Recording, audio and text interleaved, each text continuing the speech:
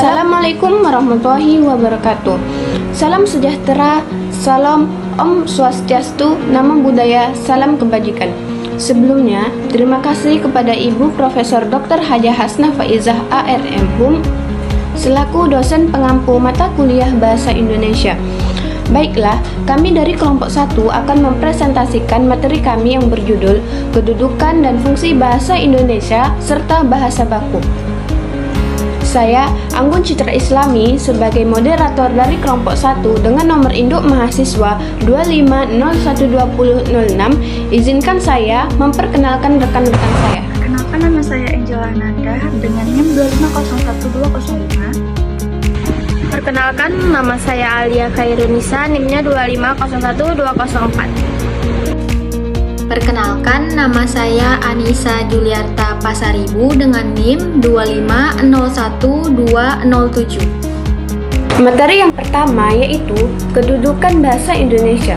Bahasa Indonesia pasti memiliki kedudukan yang sangat istimewa serta fungsi yang sangat bermanfaat bagi bangsa Indonesia. Oleh karena itu, kedudukan bahasa Indonesia itu dibagi menjadi dua. Yang pertama, kedudukan bahasa Indonesia sebagai bahasa nasional.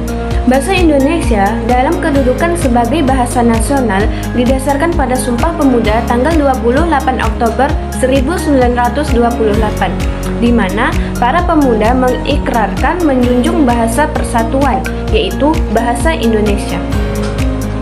Yang kedua, kedudukan bahasa Indonesia sebagai bahasa negara.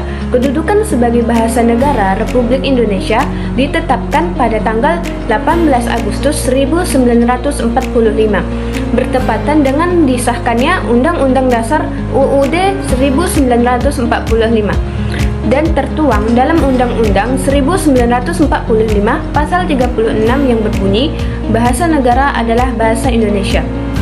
Materi selanjutnya akan dijelaskan oleh rekan saya, Anissa Juliarta Pasaribu. Bahasa yang ada di Indonesia dapat diklasifikasikan menjadi 3 bagian. Yang pertama, bahasa negara, yaitu bahasa Indonesia. Yang kedua, bahasa daerah, yaitu bahasa berbagai suku bangsa.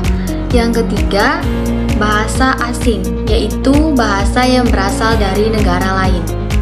Fungsi bahasa Indonesia terbagi menjadi 2 bagian. Yang pertama, bahasa Indonesia sebagai bahasa nasional, yaitu menjadi pemersatu bangsa, menjadi identitas nasional, menjadi kebanggaan nasional, dan sebagai sarana komunikasi. Yang kedua, bahasa Indonesia sebagai bahasa negara, yaitu menjadi bahasa resmi negara, menjadi bahasa pengantar di lembaga pendidikan, dan terakhir, menjadi bahasa ilmu pengetahuan dan teknologi atau IPTEK dan budaya. Bahasa baku. Bahasa baku adalah ragam bahasa yang digunakan dalam situasi formal atau resmi dan menggunakan kaidah bahasa yang baik dan benar. Bahasa baku menjadi bahasa yang pokok dari semua kosakata bahasa Indonesia. Tujuan pembuatan bahasa baku ialah untuk memudahkan pemahaman suatu istilah sehingga tidak salah arti ketika menggunakannya dengan penutur dari daerah yang berbeda-beda. Meski sudah bertahun-tahun ditulis, masih dapat dipahami oleh orang-orang di masa depan. Ini bahasa baku. Adapun fungsi bahasa baku, yang pertama, fungsi pemersatu.